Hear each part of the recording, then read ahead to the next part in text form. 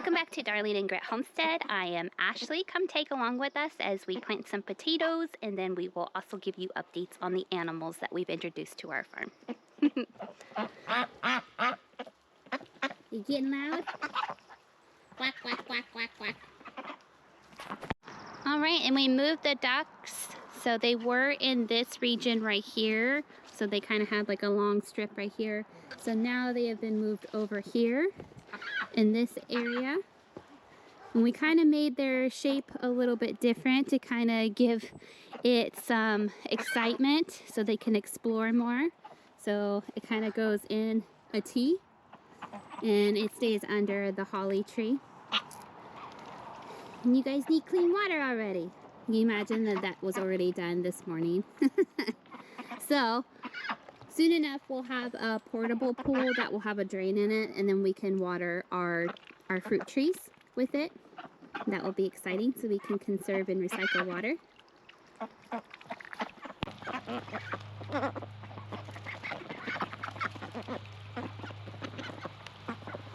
they can pinch really hard.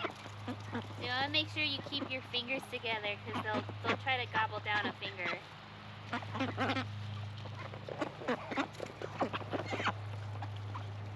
This is our drake right here. He's the big guy. Oh, don't cough on it. You gotta slow down. She's like, you're getting it all. You're being an oink oink.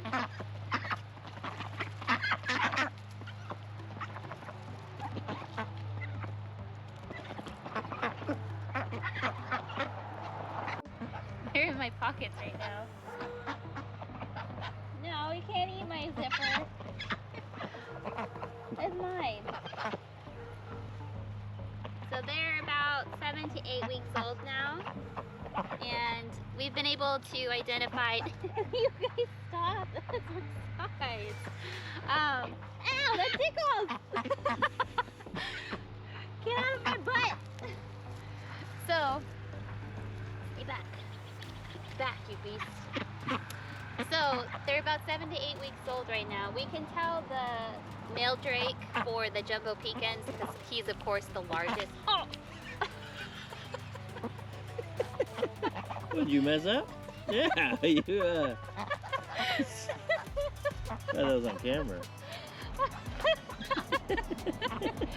I'm sorry, but he's right there. And then the one that just attacked me is the drake for the, excuse me, is they keep tickling me.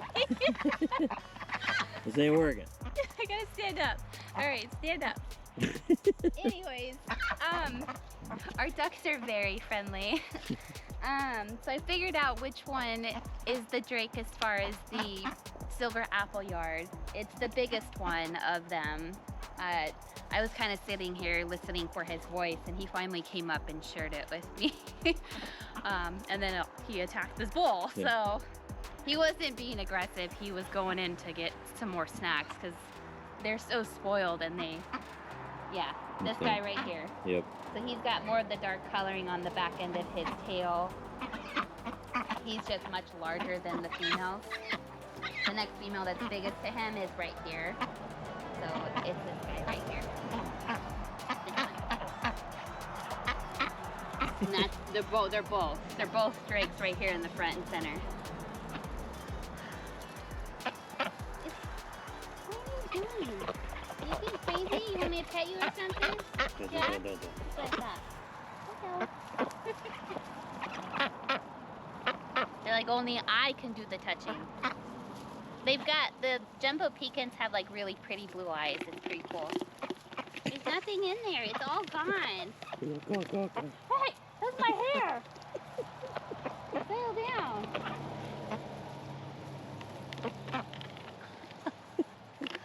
So that's an update on the ducks. Here is an update on these little cute babies. I can't remember the exact age. I know they are over a week old now, but this is how big they are. Hello! Look how big you are! Look at those big feet, big butts. They have begun opening their eyes and they have begun jumping outside of their box. Last night, one of them was outside of the box. He looks so grumpy and funny looking, and we had to put him back in. But right now, I'm just switching them out of their boxes because this one's icky. So Eclaw has been, she technically has been using it as a litter box, so we have to change them frequently. Look at that cute little one. And the only reason why I'm wearing gloves is because I was cleaning out the ickiness earlier, and I've changed my gloves again to make sure that I don't get any icky stuff on any of those babies. Okay, you're getting too big for your nest hole, and make some room for them. There. So I just make the same type of nest that they had before, and they all squeeze in there. So, and then I kind of gather some of the hair that is still relatively clean and then put that in there for them. So it's still comfortable, still reminds them of home. The scents are the same. Rabbits are really drawn to scent. It's important for them to have their scent or their mother's scent to make them feel safe. So just kind of duplicate that as the best as I can. But they have hair now, and the temperatures aren't getting too cold. They're able to keep each other relatively warm. Yeah, there's a little update on them. I wanted to show you guys these little baby kits that are outside of the box.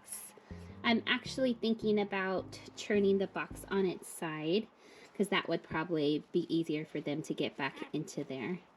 I know, I see you guys. Are you guys getting cold? Look at how cute they are.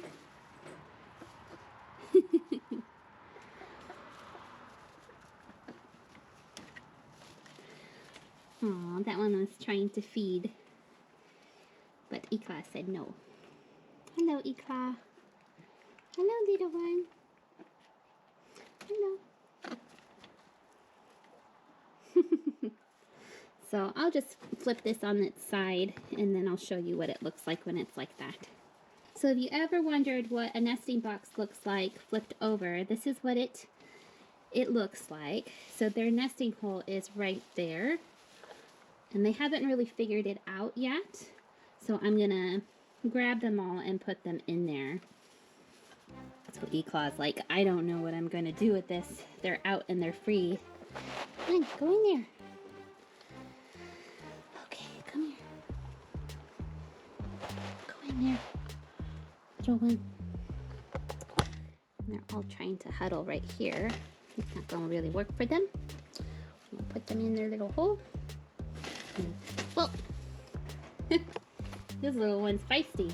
Hello. You're okay. You're okay, little one. I'm not gonna hurt you. You calm down. Okay. You can calm down.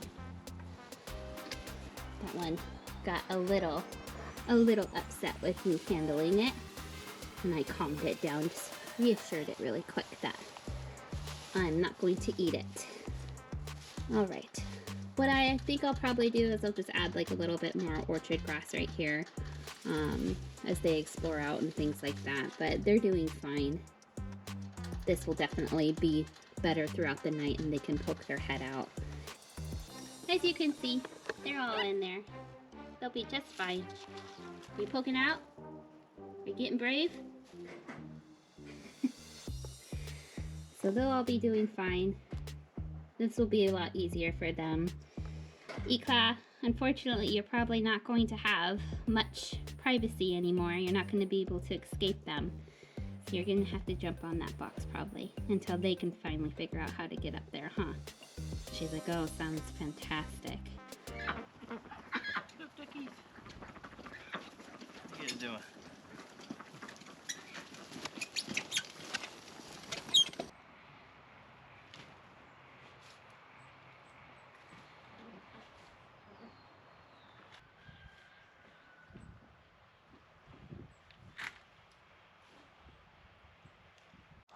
Alright, so I'm going to start planting our potatoes, and I'll just kind of give you a reminder of what we're planting. Alright, the first one I have is the Purple Viking, and this is from Wood Prairie Family Farm. And then I have the Baltic Rose. And then I have the Adirondack Blue. And then I have Huckleberry Gold. Almost ate a mosquito. And then we have the Adirondack Red. And then we have the All Blue. So I'm just going to start putting holes here, digging out holes for the potatoes. You only do it about 4 to 6 inches deep. I usually do about 6 inches deep, and then I layer the top with some straw.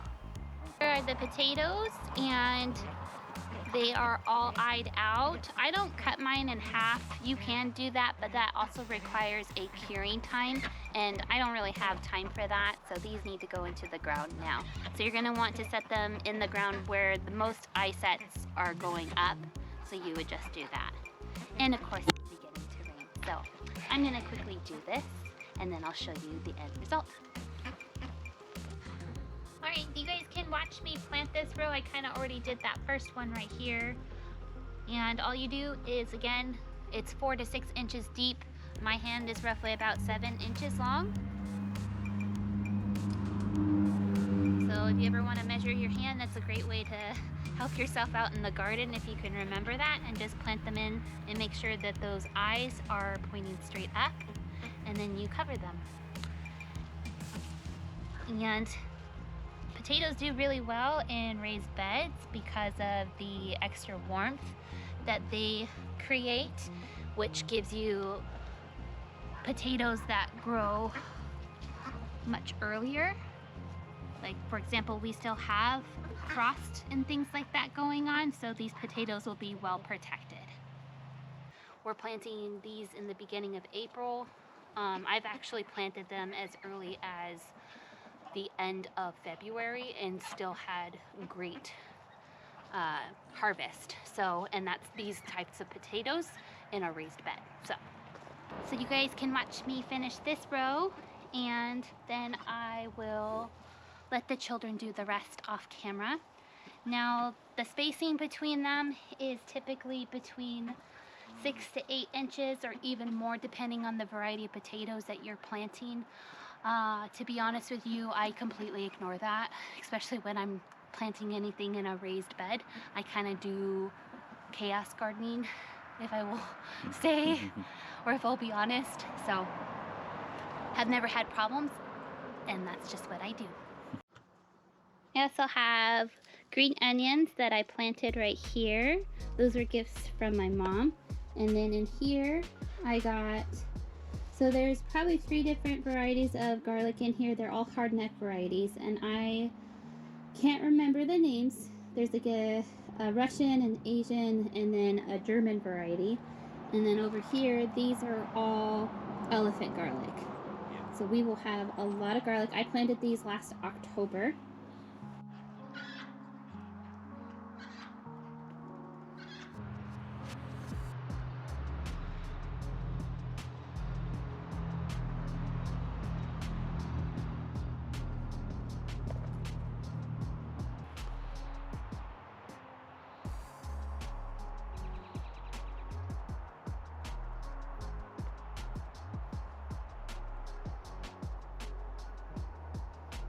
Alright, that was a quick update on the animals we've introduced to our farm, excluding the quail. We will have an update for them as well. But the ducks and the rabbits are doing great, and we got our potatoes done finally, yay! And then I'll have some more updates for what else we're going to plant. I only have one other raised bed that's available to plant in right now, so we have a lot of work to do, of course, as always. And yeah, we'll see you guys next time. Take care. Bye.